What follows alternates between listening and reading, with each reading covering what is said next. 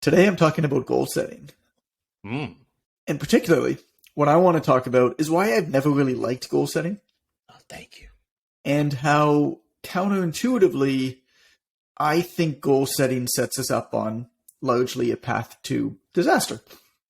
I think that goal setting or even achieving goals provides fleeting, superficial, and short-term satisfaction. So we're going to talk about that. But before we do, this is the last episode before you go away on vacation. That's right. And you're going to be gone for just a week. But Amber and I decided we wanted to get you a little bit of a gift. Oh, really? And so Amber's going to figure out how to send it to your email. I don't know how long this will take. You can check your email. I don't know if it's sent or not. Let's see if it did. See if if not, you've got I can. it. We wanted to get I you can send it. something to be used as part of your personal life that we know nothing about. Oh my gosh. So it's either gonna be- what And I'll I can do give you is the I'll- password when we get there.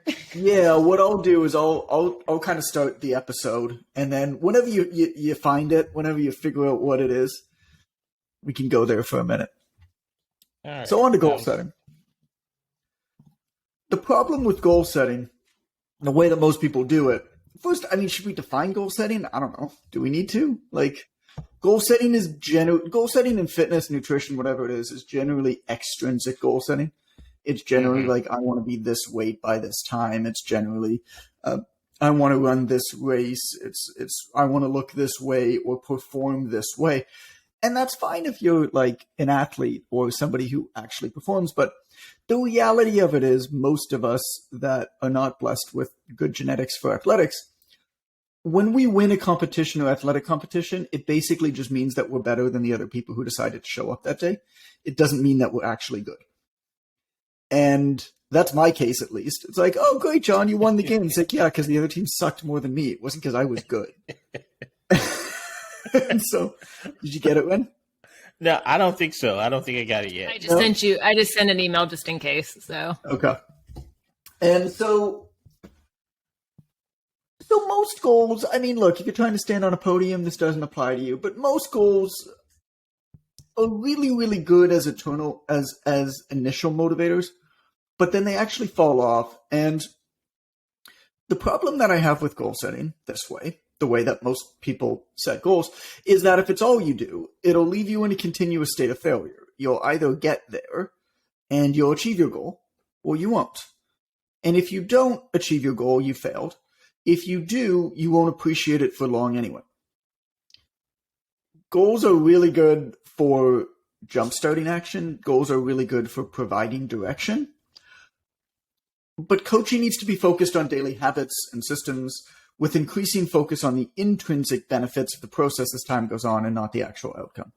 For the majority of things that we coach. Look, again, if we're coaching high-performance athletes, maybe that's different. Maybe they've got something to show up to. But even clients of ours that have stated physique goals, even clients of ours that have stated weight loss goals, even if they hit that goal, the minute that they hit that goal, it ceases to become the goal and there's a new goal. And we all know that this isn't a 30-day challenge. This isn't a 60-day, 90-day challenge. What matters is that we're in this fitness and health thing for a long time. But that having been said, I mean, I don't think that goals are necessarily bad. I do think that they do give direction. But what the client states as their goal is rarely what actually matters to them. It's what the goal represents. That's what matters. And most people's goal is to be some version of happy. Whatever the hell that means. So first, before I move on to this idea of once I reach my goal, I'll be happy, whatever that means. Before I move on to that, I'd love to hear, Amber, from you, if there's anybody that you've worked with in the past, or even from your own experience, where you can talk about like, hey, you know, here's a goal that somebody presented with, and here's what they actually meant.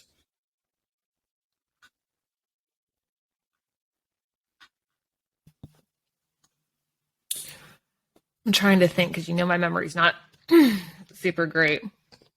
Ren, you're a little bit faster than I am. Well, and if you got somebody who comes to mind, that's fine too. I just like to involve Amber in the podcast more because she has so much. I was too busy thinking about sending something to Ren. My brain's a little slow. what was your friend in Mexico who said Amber? And he's going to be very displeased with you, Amber. I can't remember John's friend from Mexico. I know. He's just John. You go back and say, see, here's why we don't hear from Amber as much as you. Was it Steven? Is Anthony, but same thing. Involve me when it's a specific situation. What would you do here when you make me have to remember something? That's not so okay. Ren, you're up. Yes, every single client that I've ever had, 100% across the board, and I'm not exaggerating. Specifically, I like specifics. Yeah, that's right. You like to elicit an appropriate response to telling the story in a way that is easily understood. We'll say Martha. Martha wanted to be in a fitness competition. Midlife woman, never done a fitness competition, said, I want to get shredded enough to go do a fitness competition. My initial reply was, that's not what I do, right? I don't train people for competitions, right? I'm not a prep coach. I've done it once myself. It's a shitty experience. I hate it personally. No disrespect to all the prep folks out there. But I was like, I don't do that. What she really wanted. Here's how you define it. Is get shredded once, take pictures, and never fucking do it again. Never, ever do it again. That's the way to approach it. Never, ever do it again. That's why the next time that I go to a fitness conference, I'm going to go like a big fitness conference. I'm going to go with a couple hundred T-shirts that just say, wow, you sure don't look like your Instagram photos. And I'm just going to start handing them out to everybody I see. Stepping on toes through merchandise. I like it. So, and eventually what we eventually discovered was that she was not having, she was having intimacy challenges with her partner. And her assumption was that doing that would reignite everything. And it didn't. Not only did it not, she did not care about it after about 60 days worth of training, because she realized that the confidence that she was building through adhering to a process gave her the confidence that she needed to be more outgoing with her partner, right, which is what she really wanted. She assumed that the gateway was a certain inch circumference around her waist, a certain percentage of body fat, when in actuality, it was a confidence issue because there was a lack of self-belief. And one thing that fitness gives you, adhering to any plan really gives you, it gives you confidence because you keep your word to yourself, which is one of the reasons why most people don't connect to their own confidence. So it started out extrinsic, became increasingly intrinsic, and then the realization came that, oh, that's not really the thing I wanted. That was my limited understanding of what I assumed would give me the confidence that I found myself developing. Yeah, kind of like sneaks up on you and goes behind the scenes, doesn't it? What's the strength of seduction?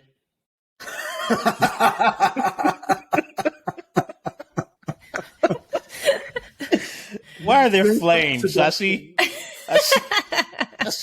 According to their website, the strength of seduction is a way for you to add some fire emoji back into date night this week. That's what these flames are about? It's the number one workout for couples, helping them build intimacy and burn calories with hashtag BAE, B-A-E. I think that's how you pronounce it. I want you to know that the program's going to have you sweating, smiling, connecting with your partner, while building trust and intimacy in your relationship, and it's already been supported by 10,000 plus beautiful Black couples. I just know there's fire everywhere. I thought it was like academy training for firefighters because I use that analogy all the time. Yeah, am I going to academy? This is not the weirdest thing I've had to buy for this company, oddly enough. But let me tell you, the link didn't populate to where it was supposed to go. That's weird. Of course it didn't. It said this site is no longer available here. If you have questions, please reach out to our support team by using this contact link. So they won't be making 10,001 seductive Black couples, apparently. I hope that you and your partner, who I'm assuming you're going to Mickey Mouse Land with, have some fun at Mickey Mouse Land doing the strength of seduction, and try not to keep the 10-year-olds up in the next room over. Okay? Related. Sweet. I actually had a dream last night, Ren. Oh, here we go. That you were on your way to Disney and you and your person broke up and you stopped by because you were sad and needed to talk about it before going to Disney anyway. So hopefully that's not a bad omen, but that's what I dreamt about last night. Sorry. Let's get one fucking thing straight here. I'm going to Disney. Either way. Yeah, exactly. The dream tells us you nothing. weren't going to stop. You just needed to share some feelings before you left. Woman be damned. I'm going to be at Disney. They got girls there. They got women at Disney. Yeah, let's say women. Let's be more specific, please. Yeah, you gotta watch that Jared talk. Although I did have a sub yesterday. But I'm excited about the Black Seduction selection. What is it? Yeah, it's going to help Strength of seduction. Strength of seduction, yeah. It's going to help you both intimacy and connection with your partner while getting healthy and having fun together. Is that what it's going to do? Well, you need to fix the goddamn website first. It's going to do that for you. So enjoy that at Mickey Mouse Land. We'll miss you. Oh my gosh. And we'll want some stories when we get back. The other counterintuitive thing, though, about that goal, which is not an uncommon goal, right? Like, I want to get completely shredded so that my partner, like, wants to do me, is... I mean, this is, like, in the more extreme, especially people are trying to get contest ready, is that it actually reduces your libido considerably. Right. I mean, when you bring down your body fat that much, you're not creating the hormones that you need to get it on. And you're also just so freaking tired that you don't want to. And so... I don't know. Ain't no giggity time coming out of that one. But never use that voice again, John. Oh no, I'm isolating that bad boy later. So my God. So what does happy mean? So this idea of what at the crux of it, the problem with goal setting is that a lot of the reason why we want to achieve these extrinsic goals. A lot of the stated reasons, when you really break it down, are I think that this will be happy. Once I do this, everything will be better. Nope. My dad taught me a really important lesson one time. My dad was in management his whole life. And so when I was building a business, he was really useful to me. And one of the things that he said to me is he said, get out of the mindset that whenever you achieve a certain business goal, whenever you achieve a certain business level, things will be okay. Business is just one fucking thing after another. The minute that you get to a new level, there's different problems that arise. It's what we tell people when they sign up for a mentorship. Our job isn't to eliminate your problems. Our job is to give you new problems. Right. That's our job. You do not eliminate problems. You just can't. Life is just one fucking thing after another. Now, those fucking things can be things that you really enjoy. You enjoy the process of those things, but you have to enjoy the process of that. You can't expect that once you achieve a certain extrinsic outcome, those things are going to go away. That's simply not how it works. So this idea where once I reach my goal, I'll be happy, which is really when you water down an extrinsic stated goal, particularly a fitness nutrition goal, it's complete and utter bullshit. Mm-hmm. So what you have to do is you have to really say, okay, well, what does happy mean? And happy is a nebulous term. It's an inherently personal, it's an impossible to define emotion. Anybody who's ever achieved any goal knows that after a brief celebration period, nothing meaningful changes. That's just human nature. You could see the most beautiful sunset in the world, and 7 days later, it's just going to be another fucking sunset. Mm-hmm. And one of the ways to oppose this, of course, is to keeping things new, which is actually a very powerful way to kind of oppose this.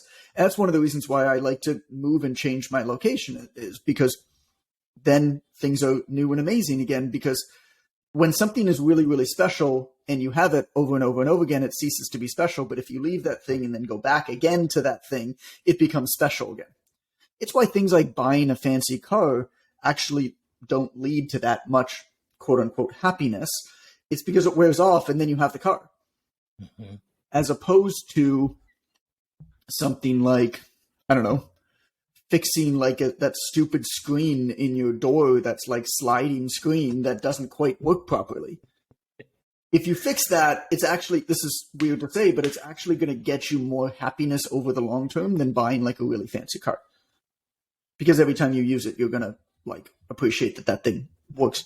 And so, I mean, this gets into a deeper conversation about money and how to buy happiness with money and how not to, which, I don't know, we can give examples on if you guys are interested in afterwards. I'd be happy to do that. But the only solution to all of this is simply you have to learn to love the process, because not much of it else is going to matter. Most of our marketing is going to be on extrinsic benefits. It's the job of our coaching, though, to detach our clients from the short-term outcome goals as quickly as possible. So no matter how much we can skew the odds of their success in our favor, sometimes it's going to go well, sometimes it won't. Like, not every one of your clients is going to reach their stated goal when they sign up with you. What you will discover, though, if you've coached for a long time, is that these clients' goals that they stated with you aren't actually what they're going to judge their success on long term. And so selfishly, if you think about it, we don't like to think about our selfish needs as coaches, but I think it is important to talk about it sometimes. Selfishly, if your success is dependent on the success of your clients, you have to control the outcome, but you can't control the outcome. But what you can control is the process. So we've given this example before. Consider that the best financial investors in the world are only right 60% of the time. When you invert that, you realize that these people who are the literal best decision makers on the planet are wrong 40% of the time. So think about that. 4 out of every 10 times, the best decision makers in the planet make a decision that is unquestionably a good decision based off of the best available information in the world, and it still goes poorly. The reason for this is simple. Our world is simply too unpredictable and too full of incomplete information. If you're in business, for example, global events like economic downturns, like natural disasters, like pandemics, they can upend whatever you do with almost no warning. If you're in fitness, sickness, injury to you or your loved one, I mean, all of these things, they can interrupt, they can take hold of you, they can interrupt whatever you're doing, no matter how healthy you are. If you're a musician, you might have a show that gets canceled because of bad weather. Like, all of this stuff can happen. And so if you focus on an outcome goal and you do everything right, it still might not work out for you in the short term. And this is why there was a fabulous book by somebody named Maria Konnikova, who's a psychologist and author. And do you mind actually looking up the book's name? I should have had it here in my notes. Maria Konnikova with 2 N's, Konnikova. She's written a few books. This is the one about poker. Here's what she said. She said, if you make the right decision, so what she did is, she's a psychologist, and actually she did her PhD under the guy who did the marshmallow test. Fun backstory. Yeah. She was one of the last people, I think, to do it under in his like department. But now she's popular, fantastic writer. She's one of these rare cases where she's a brilliant researcher and also a fantastic author and writer, which is kind of rare. And so what was her name again? So I'm trying to look it up. Maria Konnikova. So Maria, and then Konnikova with 2 N's. Got it. And so this book that she wrote, basically what she did is she infiltrated the world of poker as a way to learn about the art of decision making. Because poker, if you think about it, is the perfect game in that you have incomplete information. And everybody has the same amount of incomplete information. Everybody has some information that's general, but they also have incomplete information that's entirely up to chance. And so if you think about it from a game theory perspective, decision-making perspective, it's actually the perfect game. And that's why poker players, there's another one, Andy Duke, who's written books about decision-making and saying no and stuff like that. They're some of the best thinkers that you can study. because they're great decision makers. And so here's what she said. She said, if you make the right decision and the codes go against you, don't be upset. Just keep making the right decision over and over and over again. Put yourself in a position to get lucky, and eventually you'll get there. One of the things that she learned, Amber, do you have the name of the book yet? The Biggest Bluff. The Biggest Bluff, that's what it was. One of the things that she learned when she was doing all the work to write this book, The Biggest Bluff, was that the best poker players in the world are actually happy when they get a bad beat, which basically means they made the right decision, but they got unlucky. Like, if you have a 75% chance of winning a hand, for example, and you lose, you still made a very good decision. You're going to win that hand 3 out of 4 times, but 1 out of 4 times you're going to lose. And so what they do when they study their hands after the matches is they celebrate good decisions, even if they lose. And that's the difference between a professional and an amateur. A professional knows that they're in this for the long term. A professional knows that it's the process that matters, and that if they follow the process and keep getting better at the process, things are going to work out for them, even if it doesn't in the short term. An amateur gets so wrapped up in a short-term outcome based off of some sort of unpredictability that they let them take themselves out of the game. And so conventional wisdom dictates that you have to set goals. But if you study successful people, one commonality that you'll find is that they very often don't set goals. Start reading autobiographies and you will be astonished at how little goal setting there is and how much obsession, absolute obsession over the process there is. Made in America by Sam Walton. Story of Walmart. Fantastic autobiography. The process was everything. I mean, obviously everything by Warren Buffett and Charlie Munger, the investors. Same type of thing, Snowball by Warren Buffett, which is the only one I'd really recommend. I've read a bunch of books on him, but that's the only one that I'd really recommend. And it goes on and on and on. It's never about the goal, and yet we teach people and we think that we need to set goals. But goals are binary. You achieve them or you don't achieve them. Systems are fluid. They anticipate that things are going to go wrong because things always freaking go wrong, don't they? Mm-hmm. If you're in business, your goal might be to make money, right? So that's whatever, your extrinsic goal. Your goal might be to make money. Your system, though, needs to be fluid. So your system might be to have a minimum of 5 sales conversations a day. Whether or not you make a sale on any given day is lower down in importance, because performing the calls is what matters. If you perform the calls every single day, the sales are going to come. But they might not come on one specific day. This is one of the hard parts about coaching fitness, about coaching business.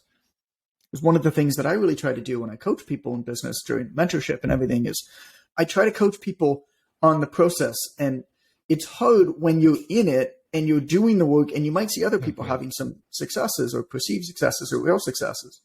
And you're like, I'm doing the same thing. What am I not doing right? I don't get it. What are they doing different? It might just be dumbass luck. Mm-hmm. And what's going to matter a lot of the time is that you keep showing up and you keep doing the right kind of work. The problem is most people give up before they start seeing the outcomes of that work.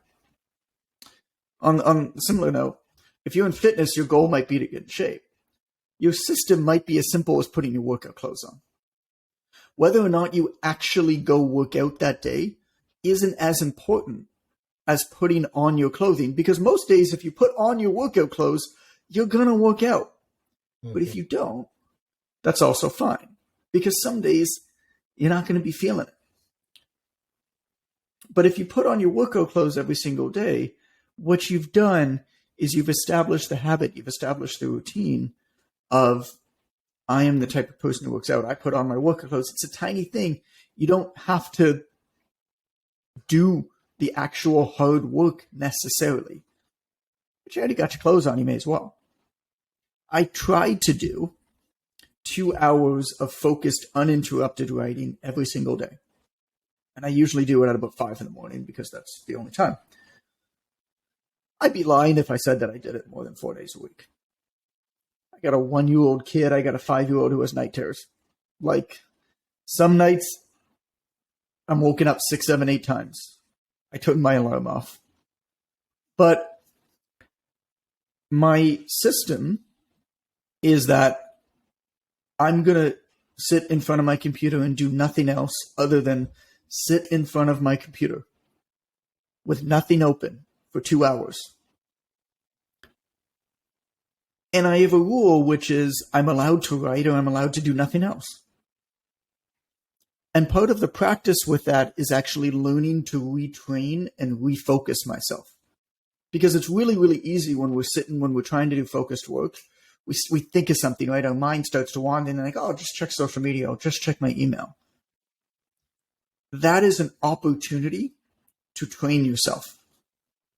Let your mind wander. But don't do anything.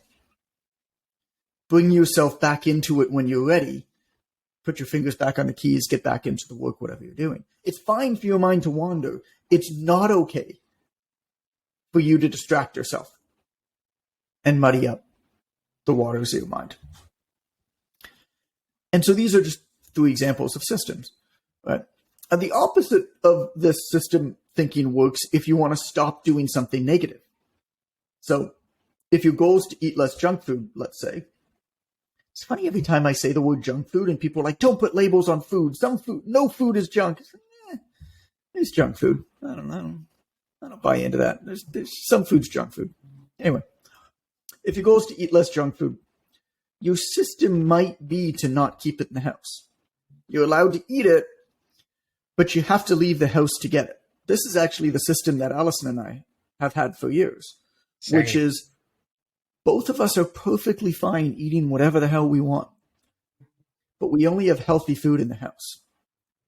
And if either of us want to walk our ass down to the gas station at the end of the street and buy a chocolate bar, sure, go for it. Nobody judges. It's totally fine. And every once in a while we do. But most of the time we don't, because most of the time we don't really want it. Most of the time you won't leave to get junk food because it's 9 p.m. and you're frustrated because nobody told you that being a parent basically means you'll spend all your time trying to convince tired humans to sleep. And so you reach the chocolate bar that's in the fridge because you're frustrated and tired.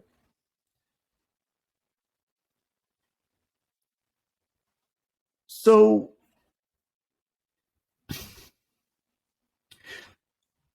with these systems, I'm going to use the example of writing because, I don't know, it's what I do most of. By the way, I think I am going to sign with that literary agent. So I think this is going to be a conventionally published book. Nice. So that's that exciting. Means a few things. That means that the scope of the book will be considerably broader. We'll take a shot at making it a big book. But it also means that the time for it to come out is going to be extended a lot. Like basically, if it's self-published, at the minute the book's ready, I could put it out. So yeah, I get the book ready, I get it edited, and I put together the marketing. I put it out when it's ready. I choose a date, whatever. With conventionally published books, though, there's a schedule, right? And so you get on the schedule, whatever it is, and generally your book doesn't come out for at least a year after it's been submitted as a final manuscript. And the reason for that is bookstores and everything like that are going to stock it want to see what's coming up so that they can plan what they're stocking and not stocking. So part of the decision is like, this book might not come out for a while, even though it's going to be ready. But anyway, I'll continue to keep you up to date. So this is an example with books, but it has to do with this idea of systems over goals and leakage in mind and all that kind of stuff. And it's something that one of my favorite authors, Neil Gaiman, wrote. And this is on the topic of him sitting down to write and not allowing himself to do anything else. He says, "What I love about this is I'm giving myself permission to write or not write. But writing is actually more interesting than doing nothing after a while. You sit there and you're staring out the window now for 5 minutes, and it kind of loses its charm. You're going, well, actually, let's all write something. And then what he later added to it is, I think it's really just a solid rule for writers. You don't have to write.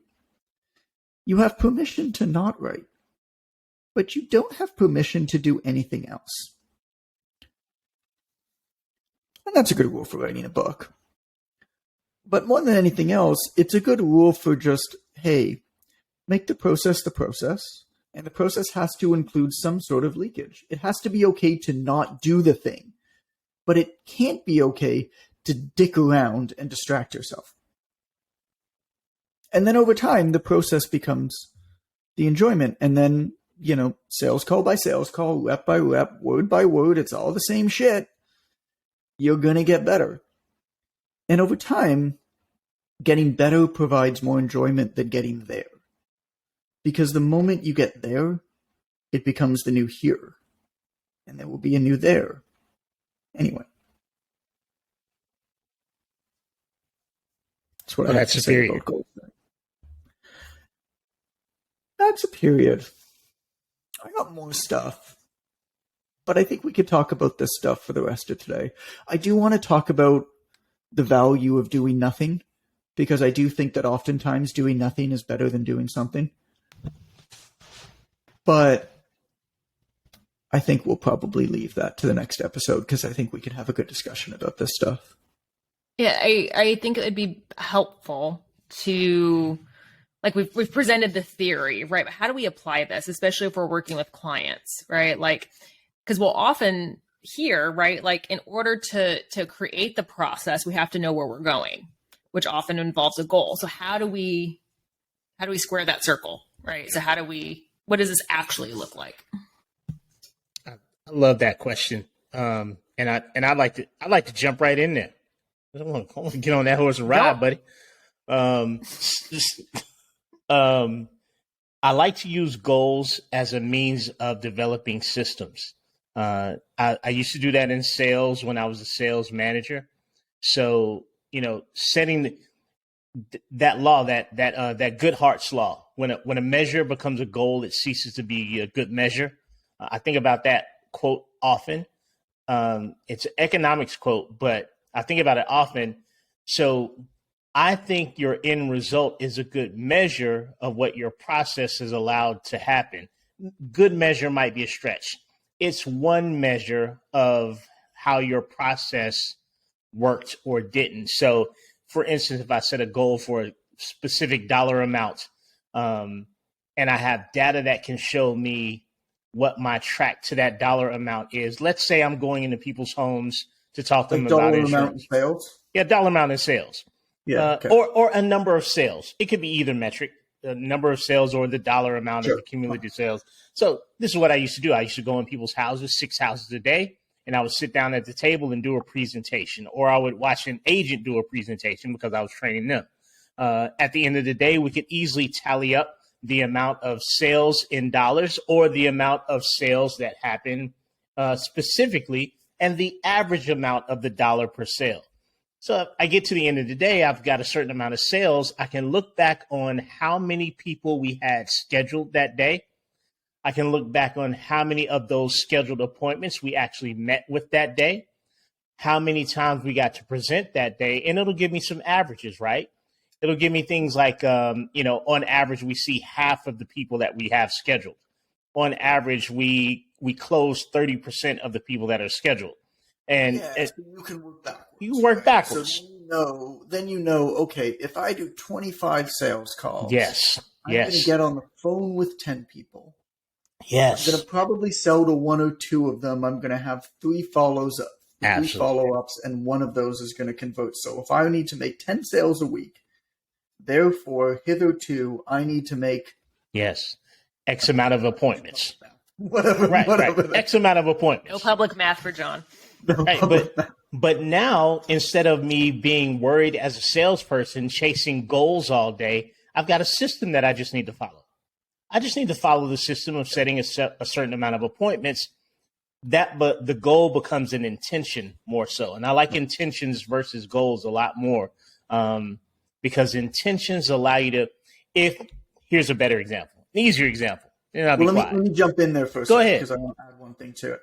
The other nice part about what you're saying there is then if you know that and it's not going quite right, yes, then you can immediately identify it. So yes, using the sales example, right? If you're like, well, shit, I'm making my 25 calls a day and I'm down on my sales quota, well, then there's clearly something wrong in the process.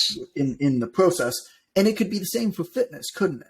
Yes, 100%. If somebody's doing the work or says that they're doing the work, and they're following the process or says they're following the process, right, and they're not hitting those measures that you know that they should be hitting, well, something's wrong. So then broken down.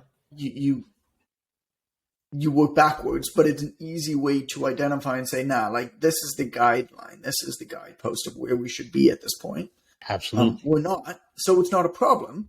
It's good that we identify this. Absolutely. You identify the kinks in the process. A better example, an easier to understand example of that is the goal of getting married, right? Versus the intention of being a loving and supportive partner. See, the goal is so far off and it's instantaneous. And as a 48, almost 49-year-old person next week, by the way, wink, wink, 49-year-old person, I've seen plenty. Yeah, well, it was. We're giving you when did we? Giving you the gift of seduction. Oh, the gift of hot, fiery love. I think fiery. 10,000 plus black couple grooving love.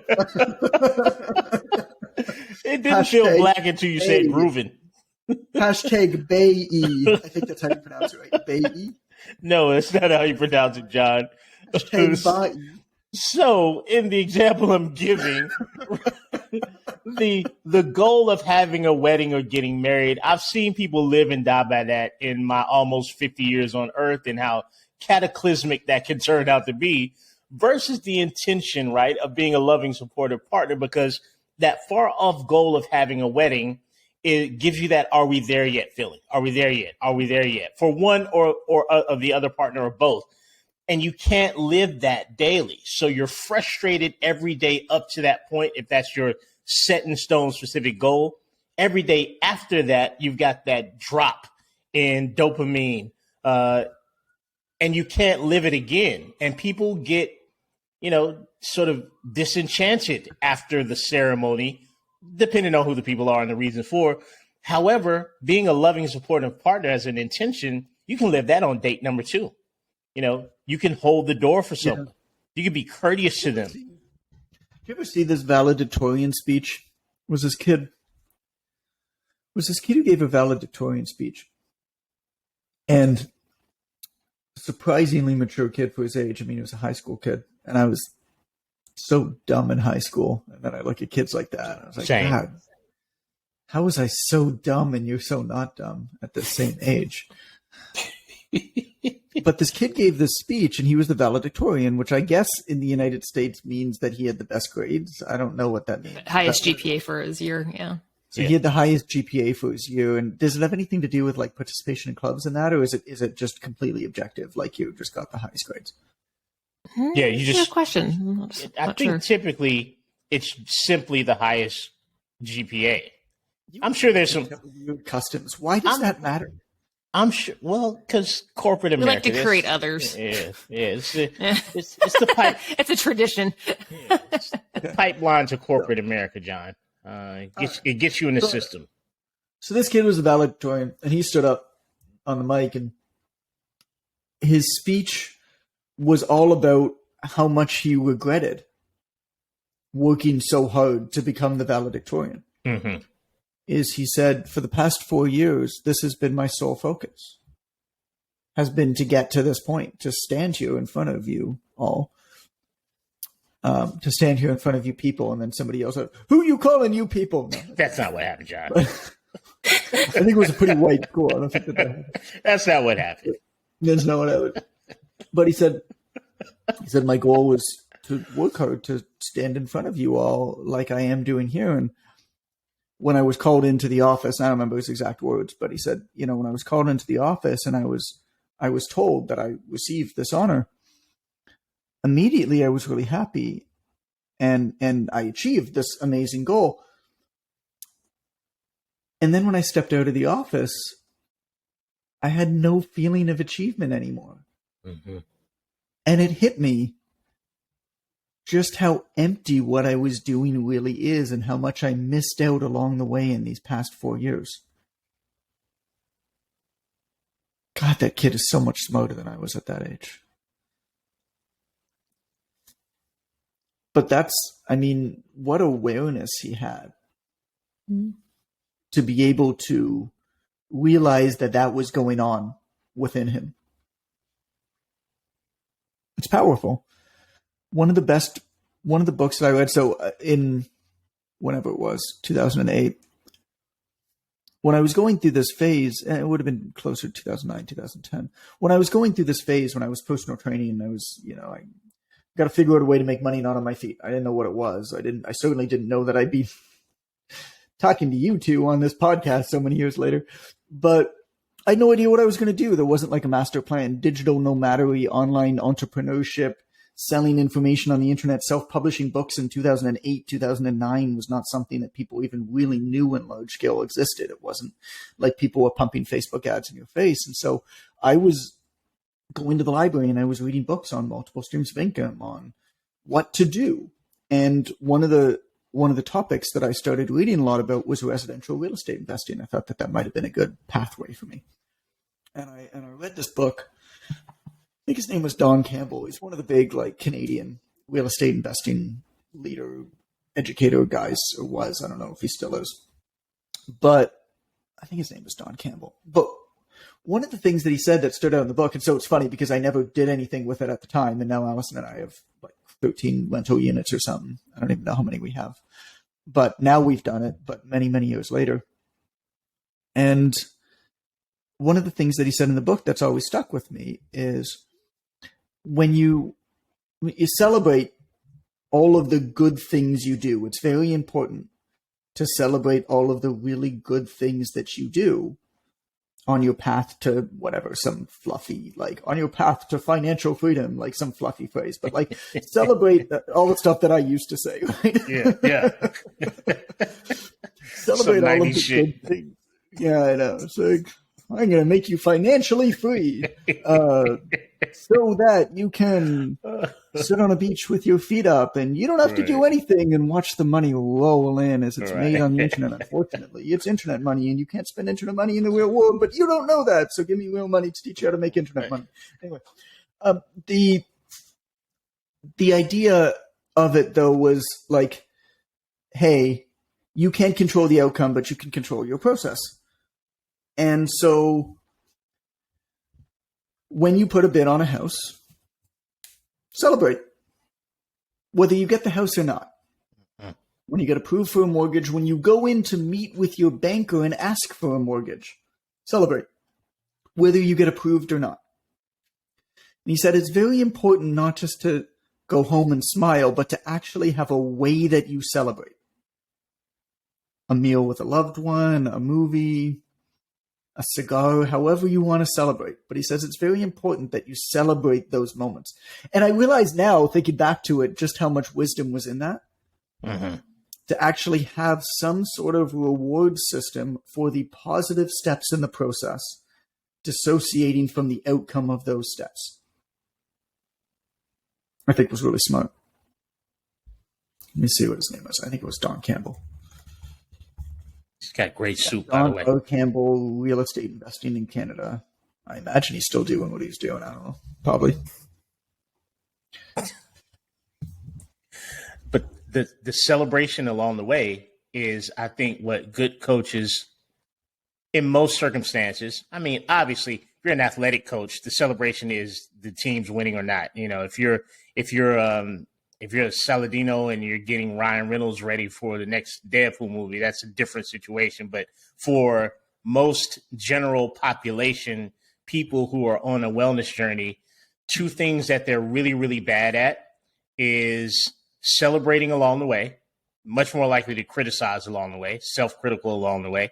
And they're also not very good at working towards an identity based on what it is that they want to accomplish. They want to get the thing, but they don't want to become the type of person. And what I found is if I can get people to, number one, slowly adopt the identity that matches the thing that they want in their life, and number two, help them celebrate each thing along the way. On a business side, my retention's better and my renewals are better. But on the coaching side, their experience, their perception of the experience is better, regardless of the end result. Because goals, I really think the only reason we talk about goals is because you can write a book and sell shit about goals. Like, I think, you know what I mean? Like, I really believe, like, That's these the cool people part know, there.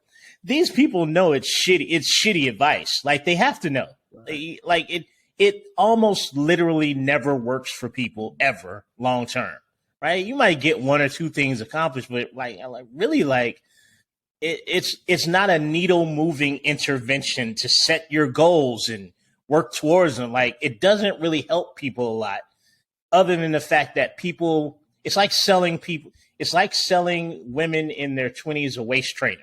I know that shit doesn't work, but you expect it. So why not buy it, right? Why don't I sell you your beliefs, right? And your beliefs are that if you just knew how to set better goals, it would be a transformative experience in your life. And it's most likely going to frustrate the shit out of you and make you jump off and on the same wagon 2 or 3 times, which is one of the exercises that I think I just saw in this email that Amber sent me. The Rank of seduction. The on and off squat, it's called. I don't get it, but Yeah, we'll I don't see. know. We're gonna want to know a little bit about that Pogo squat. video that we got for you, and we're not gonna want to know a lot about it. That's the obvious choice after dark. Yes. Yeah. That's an awesome name, by the way. Thank you for listening to The Obvious Choice After Dark. That's our show for you today.